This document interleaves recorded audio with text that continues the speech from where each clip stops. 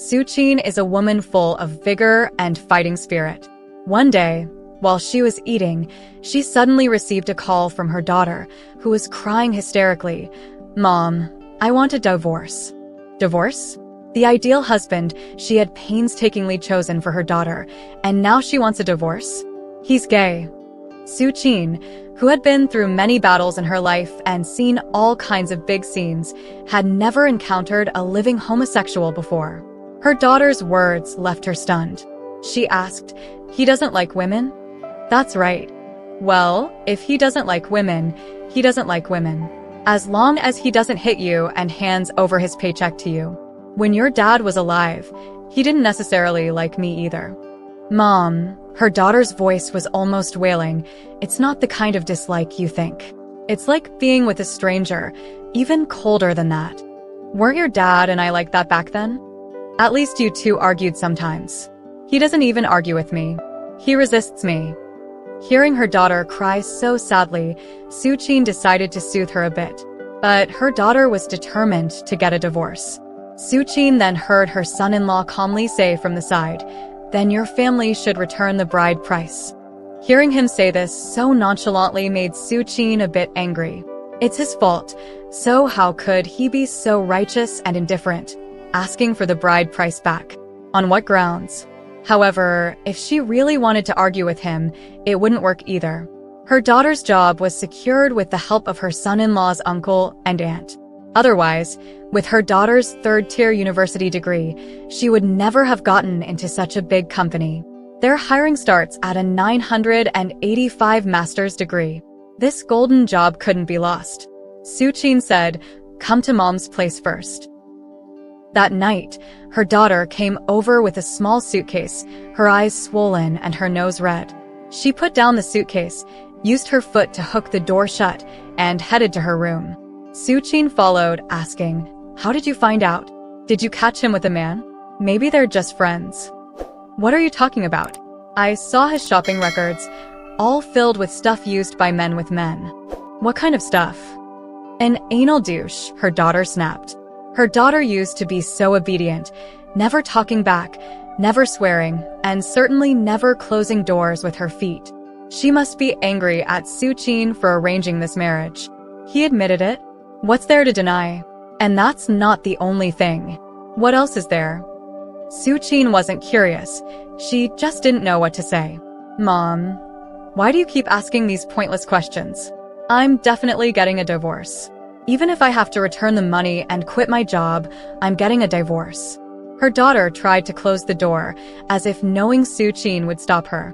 Su Qin pressed her hand against the door, and her daughter stopped pushing, threw herself on the bed, and cried. "Why are you crying?" Su Qin thought the most urgent thing now wasn't crying but finding a solution. The groom's family was influential, and they had given a bride price of 2.88 million yuan, which made others green with envy. Their grand wedding had been just half a month ago. If they divorced now, people would laugh their heads off. Su Qin said, "Stop crying. Do you like him?" "No." "If you don't like him, then what's the problem? He can like whoever he wants. You can just pretend he's not there, as if he's dead." Her daughter cried even harder. Su Qin understood her daughter. She had never been very passionate about feelings. It wasn't necessarily that she liked the boy so much, but she might have imagined marriage to be too perfect and couldn't handle this blow. From her own experience, after 10 or 8 years of marriage, whether a man is dead or alive doesn't make much difference. If he's gay, then let him be gay. Make a fuss, and this matter will pass. There's no need for a divorce. Her daughter hadn't completely closed the door earlier, allowing Su Qin to come in. Maybe it was her way of giving Su Qin a chance to weigh the pros and cons. So, Su Qin began to speak with renewed vigor. Halfway through, her daughter looked up at her, her eyes staring straight, with her sweat-drenched hair sticking to her face from crying. Su Qin's voice weakened. "What's wrong? Do you know what being gay means? We can't have children. He doesn't sleep with women. He said we could do IVF, but I'm not allowed to find someone else outside. I wasn't planning to find someone else. What kind of talk is that? As if his family is so high and mighty. I'm so pissed off. Talking to him is like talking to a brick wall. He responds once for every 100 things I say, like an ice block. Am I just a tool for having children in his family? Before the wedding, I already felt something was off about him. You said he was just being polite and well-mannered. Now look, can't you think about me for once? I'm only in my 20s. Do I have to endure this my whole life? Calm down first. How can I calm down? You picked him. I've followed your every step since I was a child, like a puppet on your string, and look at the result. What's wrong with the result? Can't we discuss and solve this? How to solve it? I know you won't agree to the divorce. You just care about saving face.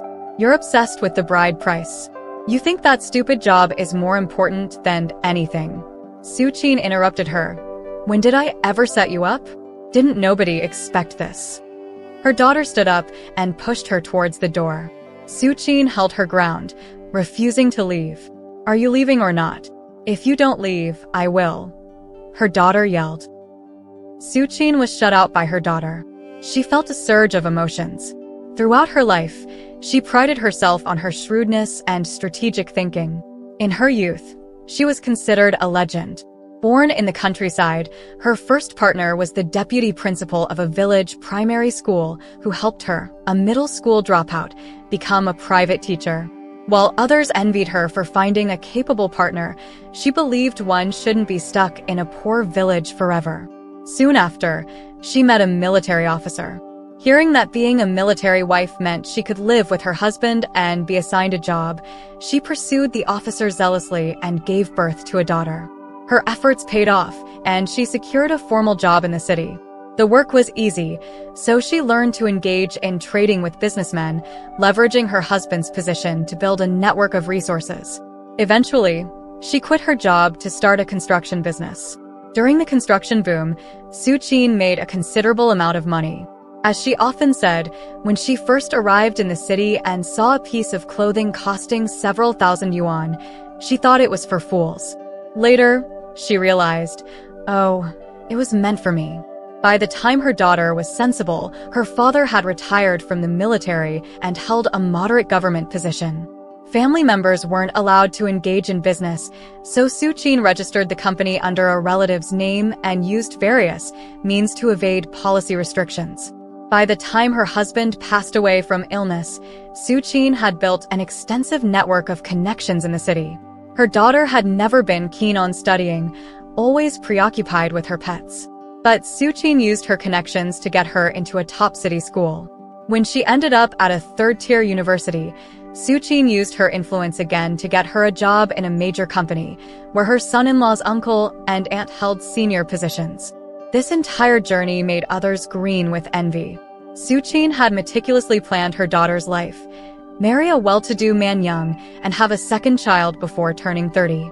This way, her career wouldn't be hampered by pregnancy and maternity leave. She personally chose her son-in-law.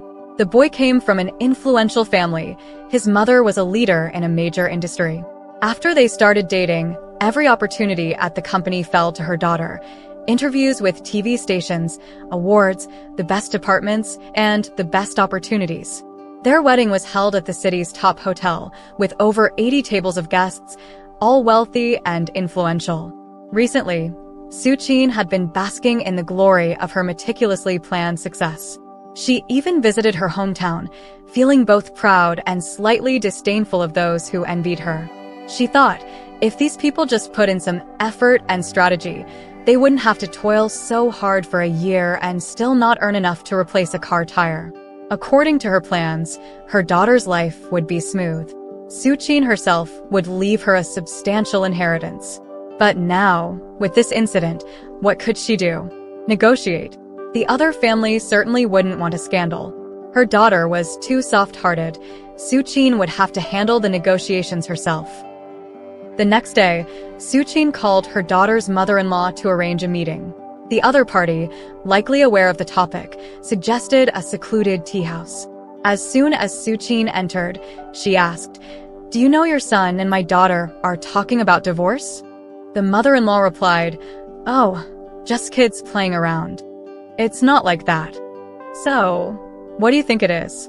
Why don't you define it?" The mother-in-law spoke with an air of authority, her tone condescending. "This is fraud," Su Qin stated boldly. "That's going too far. What did we deceive you about? A womb to bear children? Wouldn't your daughter need to use her womb no matter whom she married?" Previously, Su Qin always maintained a polite and courteous manner when speaking with her in-laws. Now, facing off like this, she felt at a disadvantage. After all, she was merely a businesswoman. Despite her wealth, she couldn't match the power that conferred arrogance and shamelessness. Su Qin decided to drop all pretenses and fight on her own terms. "I have a recording of the young couple arguing. You're well-known figures in this city." The mother-in-law was pouring hot water over a teapot. Hearing this, she slammed the pot onto the table. "What good does that do you? Then tell me a beneficial solution, and I'll listen." The mother-in-law picked up the pot and continued pouring. The teapot changed from yellow to red, glowing like fire. Only then did she slowly say, "They won't divorce, rest assured." Su Qin's anger flared. Was this a negotiating stance? It was humiliation. Did they assume she would back down? The cost of backing down was indeed significant, not something Su Qin wanted, but at least they could show a bit of respect. Su Qin called out the mother-in-law's official title and said, "My daughter and I have nothing to lose.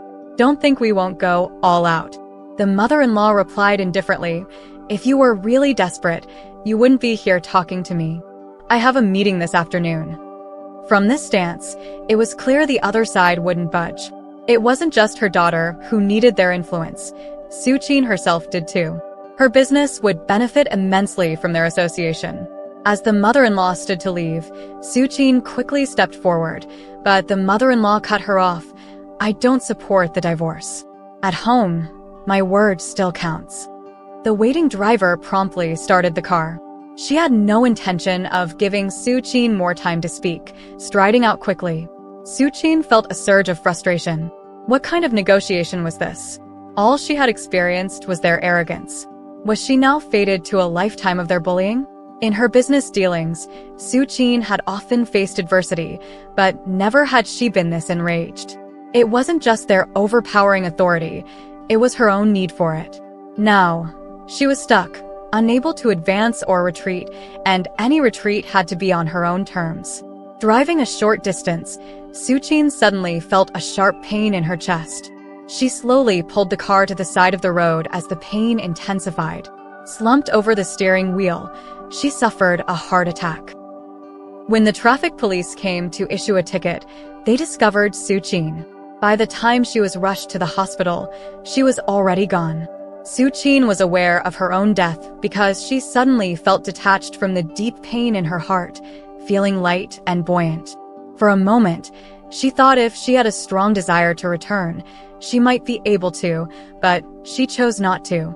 A sense of unprecedented relief and an inexplicable attraction gently pulled her, making her float in the air. Her last conscious thought was, this is also a good thing because she couldn't decide about her daughter's marriage. She had been strong all her life, but now she faced a situation she couldn't handle. The world turned into an all-encompassing view, and time lost its grip on her. She saw everything that followed in a single glance, which covered 7 years. These 7 years flashed into her mind in just a second. Her daughter was devastated, severing ties completely. This time, it was the in-laws who pleaded, begging her not to expose the scandal. Divorce was acceptable, and they wouldn't ask for the return of the bride price. Not only did her daughter keep the bride price, but she also exposed the scandal. It was as if her daughter had transformed, standing firm against them. She quit her job with a resignation letter that simply read, "I quit." After blowing up the situation, she sold her house and moved to another city. Later, she began selling cats online. All were expensive breeds, costing tens of thousands of yuan each. She live-streamed her cats every day. Her daughter lived well, finding a new boyfriend, getting married, having children, and showcasing her happiness. In the beginning, her daughter often cried, but after 7 years, she no longer shed tears. Su Qin felt that as her daughter cried less for her, she herself began to fade. The last scene she saw was her daughter, with her husband and child, playing in a garden. Her husband mentioned, "Your mother's death anniversary is coming up. Shall we go back to the hometown to visit her grave?" Her daughter replied, "With the pandemic, lockdowns happen so easily. If it's convenient, we'll go back. If not, we won't." My poor mom, she schemed all her life. Despite the final mistake, she used her death to fulfill my choice. My mom always did everything for me. She'd understand if we don't go back. She spoke calmly. Suqin could feel her daughter's heart, tinged with sorrow, a touch of regret, and a bit of reflection, but no longer full of longing or hatred. It was a heart that had accepted everything, ready to embrace the future with a smile. A raindrop fell from the sky and then slowly dried up. Suqin's life of striving for fame and profit, meticulously planning each step, left a small watermark on a leaf in that garden.